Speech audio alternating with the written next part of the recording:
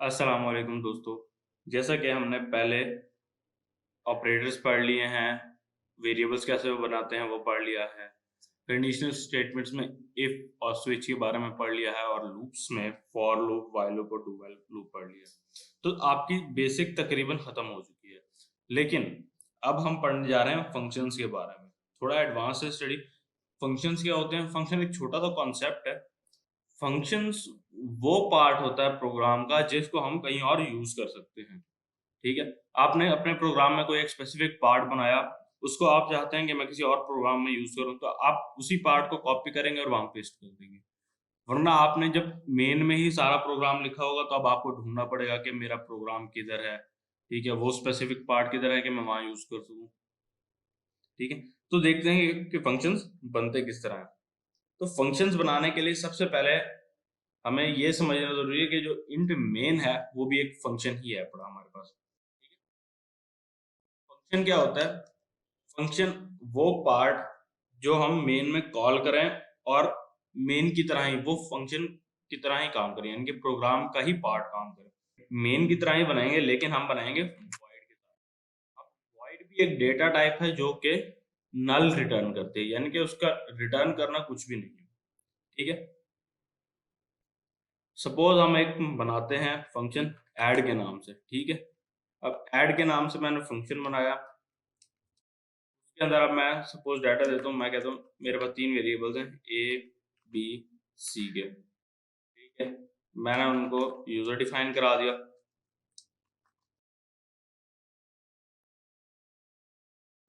और सी में मैंने डाटा पुट कर दिया ए प्लस बी।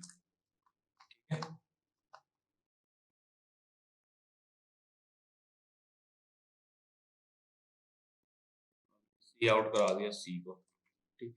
अब ये मेरा सिंपल सा एक प्रोग्राम बन गया। ठीक है। अब मैंने वहां बना तो दिया, जब मैं इसको रन करूंगा तो ये कुछ शो नहीं करेगा। क्यों? क्योंकि मैंने इसको कॉल ही नहीं कराया। तो कॉल कराने के लिए मुझे मेन के अंदर इसका नाम लिखना पड़ेगा और सेमी कॉलन लगाना पड़ेगा आखिर में। ठीक है। ये देखिए, जब मैंने मेन के अंदर इसको कॉल कराया, तो पहला ब्लिंकर मुझे ए का दिया, सपोज मैंने उसको 3 दे दिया। दूसरे में मैंने 7 दे दिया, 3 7 उसने ऐड करके मुझे 10 प्रिंट करवा दिया। ठीक है। ये हो गया सिंपल सा ऐड का। अब इसका एक और वेरिएंट होता है। अब हमने इसी फंक्शन को मैं कहता हूँ पैरामीट्रिक स्टाइल में लिखना है। ये आर्ग्यूमेंट स्टाइल हो गया, पैरामीट्रिक स्टाइल में कैसे लिखना है? पैरामीट्रिक स्टाइल में हम क्या करेंगे, यहाँ पर हम वेरिएबल अपने डिफाइन करा देंगे। लेकिन यहाँ पर डिफाइन करने के लिए आपको हर वेरिएबल के साथ उसकी डाटा टाइप देनी होगी, चाहे वो इंट का हो, फ्लोट का हो, डबल का हो, कैरेक्टर का हो, स्ट्रिंग का हो, कुछ भी हो, आपने उसकी डाटा टाइप स्पेसिफाई करनी होगी। अब जब हम इसको रन करेंगे तो वो एरर दे रहा है। एरर क्यों दे रहा है? कि वो कह रहा है कि हमारे पास जो उसके पैरामीटर्स आपने डाले हैं, यानी कि जो हमारे आर्ग्यूमेंट्स हैं, वो हमारे पास नीचे नहीं है। तो हम यहाँ क्या करेंगे, यहाँ सपोज हम वैल्यूज दे देते हैं 7, ये सी में तो हम करवा रहे हैं। अगर जैसे मैंने यहाँ वैल्यू दे दिया है तो मैं यहाँ से सी इन हटा देता हूँ। ठीक है। अब जैसे मैंने सी इन हटाया, वो क्या करेगा, 5 और 7 को उसने ऐड करके 12 हमें आंसर दे दिया।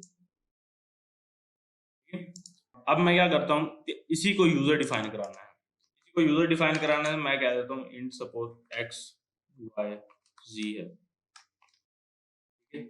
मैं इसको सी इन करवा देता हूँ एक्स, सी इन वाई और जी, तो चलो वो नल पे आएगा तो वो जी आ जाएगा। ठीक है। तो मैं इसको एक्स वाई और जी।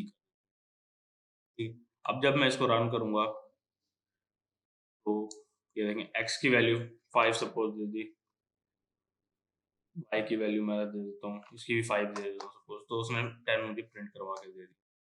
ठीक है। अब ये पैरामीटर्स आपको डालना आ गए, फंक्शन बनाना आ गया।